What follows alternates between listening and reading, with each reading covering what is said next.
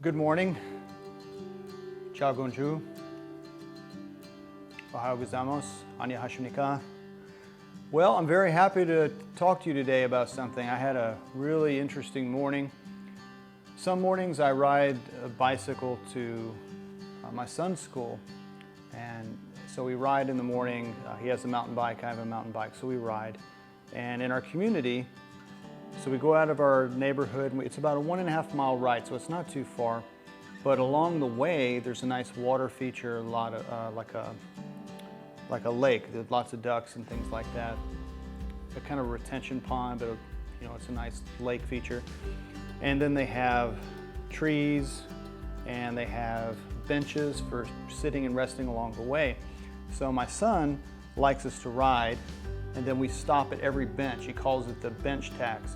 So we stop at every bench, and then we may do push-ups, either feet up on the bench or flat. He likes to do push-ups where we're head-to-head, push up and then clap. Or we'll do flutter kicks, we'll do dips with we'll take like a backpack or a weight vest, and then we'll do dips at the bench. But he likes to do that. That's kind of his morning routine with Dad. And so it keeps me honest. He's my workout buddy. He helps me keep in shape so I can do my martial art a little bit better and keep in shape. So we rode this morning. We rode to school, and I stop. I don't take him all the way to the school. I stop at the cross stop because I don't know how, what point I'm going to become uncool to be seen with as a dad. So I stop, and then he crosses a couple of cross stops, and he goes over to school. And I turn around, and I come back, and I make my ride back. Well, the path on the way back it's pretty wide. It might be 6 feet or more wide. And so people walk along there, run along there, and then we bike. And so I'm always trying to be polite to the walkers. And so because I have a mountain bike, I'll intentionally ride on the sidewalk, and I'll go off onto the grass, go past the walkers, and then come back on at some other location a little bit further down, just letting them have their space and being polite. This morning on the way back up by the tower in Marilagos, Liam went on to his school, and I turned around and I tried to really crank down. I put it in the tallest gear I had and just really cranked down, and the traffic was driving beside me. And so I'm trying to keep up with traffic. Of course, on a mountain bike, I can't go the speed limit. There's 40 miles an hour. I can't keep up, but I'm getting close as I can. I might have got up to maybe 25 or something like that. And there's some people walking. It's a little bit of a downhill. There are people walking down the hill from me. So I'm just cranking along, tallest gear, and so I get, maybe 100 meters from them. And so I went ahead and downshifted a couple, and I'm just preparing myself to go off in the grass, and it'll naturally slow me down. So I'm downshifting just so I can, when I'm getting through the grass, I can still keep up a little bit of speed and jump back on. And I'm guessing by this time, I might have, when I hopped off the grass to go around him, I might have been going, I don't know, somewhere between 15 and 20 miles an hour, I'm guessing, from previous riding. And so I hopped off on the grass, and the soil level is a little bit lower than the sidewalk, and has, between the sidewalk and the soil is a little bit of a crack just from the hot Texas summer. The soil pulls away. And I've always made it the point whenever I go off is I go way off, and then when I cut in at a hard enough angle where I'm going in, where I can hop back on the sidewalk, something like this. If you've ridden on a sidewalk and trying to get back on, if you go parallel with that sidewalk, you're tired and get cut in that rut, and you can dump it. And so I've always made it a habit to cut off far and then come in at a sharper angle when I come back in. Well, we've had some rains recently, and the tires were a little bit wet from going off in the grass, I guess. And I came back into after I passed the walkers. There were two walking side by side, man and woman, and I cut off, and when I was coming back in, I didn't cut hard enough, and I'm still moving along real fast, and I hit that rut between the sidewalk and the grass, and next thing I know, both tires got caught, and I was going down. And so this is why I'm smiling. I'm so happy to be telling you my falling story. So for the past 30 years, since 1994, I came to Arlington. I've been teaching falling to people for martial art purposes, but also, just as Grandmaster Kim has told me and thousands of other students, sometime in your life you'll fall, and having falling practice as part of your routine and getting that repetition in so it becomes an instinct can be the difference between saving your life or not.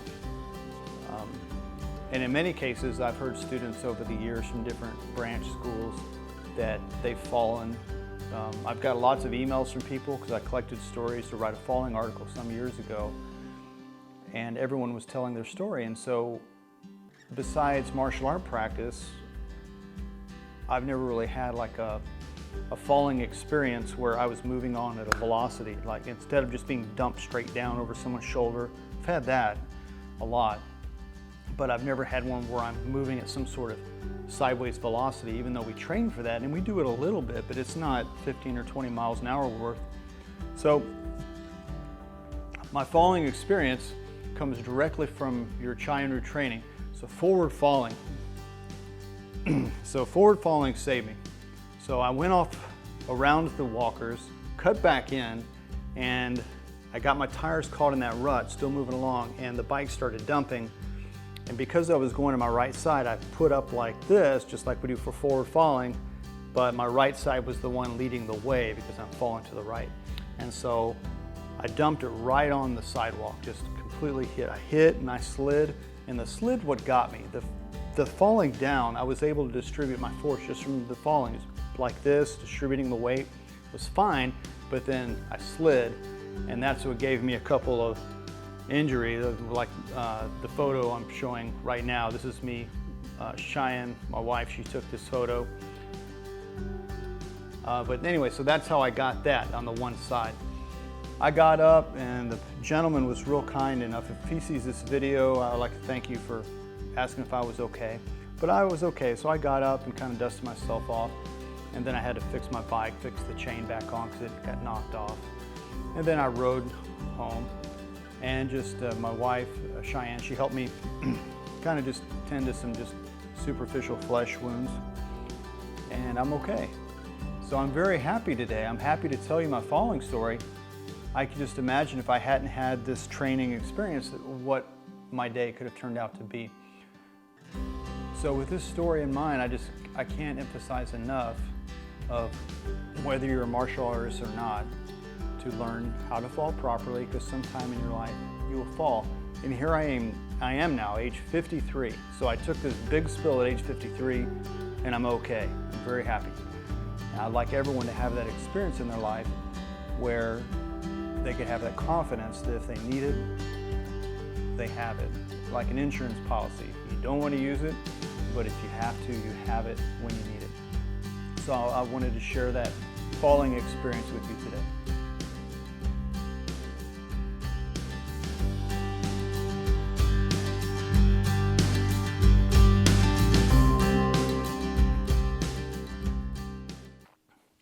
So living on Okinawa, one of the things that my wife and I brought back is a little bit of the food experience. And one of the things I fell in love with was something they call Goya on Okinawa. I don't know what it's called elsewhere, but I've seen it called bitter melon at other places. So when I came back, we were there for 2.5 years, and I really liked it. I would get it sometimes prepared at home, or I would just simply enjoy it at a local restaurant there. And I came back to the US afraid I wasn't going to be able to enjoy it. Now, Goya is considered one of those superfoods. It's very packed in minerals and vitamins, and it's a little bit of an acquired taste because it's called bitter melon for a reason. It actually tastes bitter.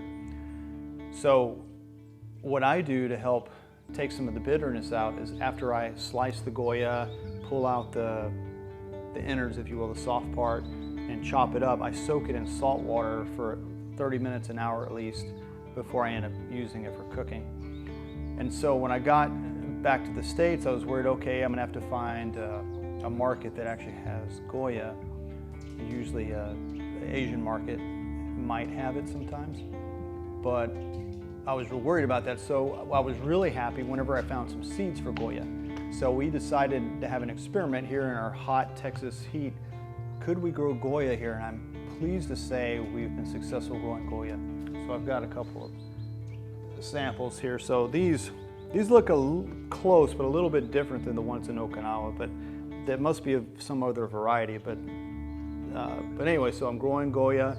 In fact, the plant's taken over my garden. I didn't realize it was going to be a creeper. So it's just creeping. It started climbing up my lemon tree, and I had to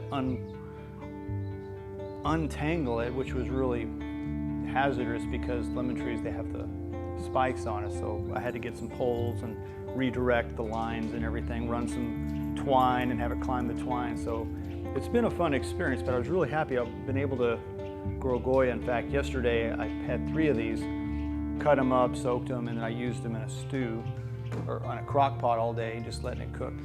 So I wanted to share that experience. So I'll put a link to the wiki page on Goya here on this post. So hope you have a great day. Matayasai.